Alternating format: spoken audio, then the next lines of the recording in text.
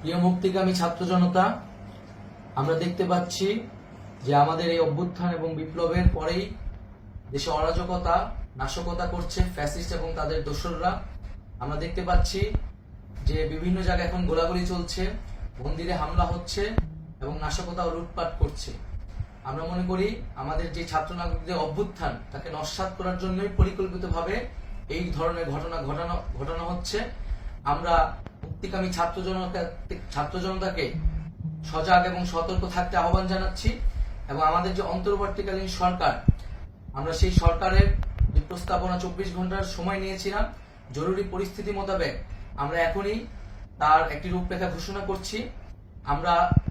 আমরা সিদ্ধান্ত নিয়েছি যে সর্বজন গ্রহণযোগ্য আন্তর্জাতিক খ্যাতিসম্পন্ন নোবেল পুরস্কার বিজয়ী ডক্টর মোহাম্মদ ইউনূসকে প্রধান উপদেষ্টা করে অন্তর্বর্তীকালীন সরকার গঠন করা হবে এবং ডক্টর মোহাম্মদ ইউনূসের সাথেও আমাদের কথা হয়েছে।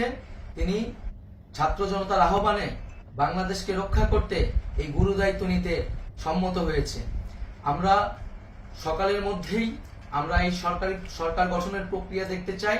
রাষ্ট্রপতির কাছে আহ্বান থাকবে যে দ্রুত সময়ের মধ্যে ডক্টর মোহাম্মদ ইউনূসকে প্রধান উপদেষ্টা করে অন্তর্বর্তীকালীন সরকার গঠন করা হোক এবং এই অন্তর্বর্তীকালীন সরকারের বাকি সদস্যদের নামও আমরা সকালের মধ্যে ঘোষণা করব। প্রিয় বন্ধুগণ, দেশে যে অরাজকতা চলছে, মানুষের জীবনে নিরাপত্তাহীনতা চলছে, সেজন্য আমরা রাষ্ট্রপতির কাছে আহ্বান জানাচ্ছি দেশে আইন শৃঙ্খলা পরিবেশ ফিরিয়ে আনার জন্য দ্রুত সময়ের মধ্যে কার্যকর ব্যবস্থা নিতে হবে এবং আইন শৃঙ্খলা বাহিনীকে সহযোগিতা করার জন্য মুক্তিকামী ছাত্র জনতাও রাজপথে থাকবে এবং অন্তর্বর্তীকালীন সরকার গঠন না হওয়া পর্যন্ত মুক্তিকামী ছাত্র জনতাকে রাজপথে থেকে তাদের যে অভ্যুত্থান, সেই অভ্যুত্থানকে রক্ষা করতে হবে। প্রিয় বন্ধুগণ, আমরা রক্ত দিয়েছি, শহীদ হয়েছি। আমাদের যে প্রতিশ্রুতি একটি নতুন বাংলাদেশ গঠন করার জন্য, সেটিকে আমাদের অবশ্যই বাস্তবায়ন করতে হবে এবং অবশ্যই ছাত্র জনতার প্রস্তাবিত সরকার বাদে কোনো ধরনের সরকার কিন্তু মেনে নেওয়া হবে না। আমরা বলেছি কোনো ধরনের সেনা শাসিত সরকার অথবা সেনা সমর্থিত সরকার অথবা এই ফ্যাসিস্টদের দোসরদের কোনো বিটিম সরকার কিন্তু আমরা মেনে নিব না। কোনো গণবিরোধী সরকারকে মেনে নেওয়া হবে না।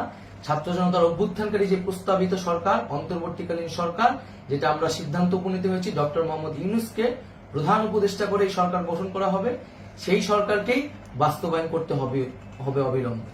আগামীকাল সকাল থেকে সকলকে আহ্বান জানাচ্ছি রাজপথে থাকার জন্য এবং আমাদের যে সাম্প্রদায়িক সম্প্রীতি এবং রাষ্ট্রীয় সম্পদ রক্ষা কমিটির ঘোষণা হয়েছে বৈষম্যবিরোধী ছাত্র আন্দোলনের নেতৃত্বে, সকল পাড়ায় পাড়ায় এলাকায় এলাকায় সেই কমিটি পাহারায় থাকবে। আমাদের সংখ্যালঘু কমিউনিটিকে আমাদের রক্ষা করতে হবে, রাষ্ট্রীয় সম্পদ এবং এই দেশকে রক্ষা করতে হবে আমাদের।